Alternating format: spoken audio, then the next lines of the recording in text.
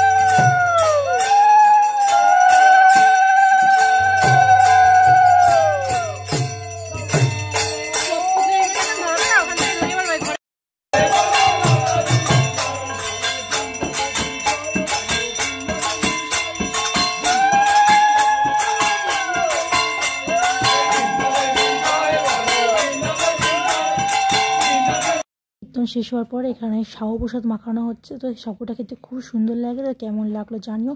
Tata everyone.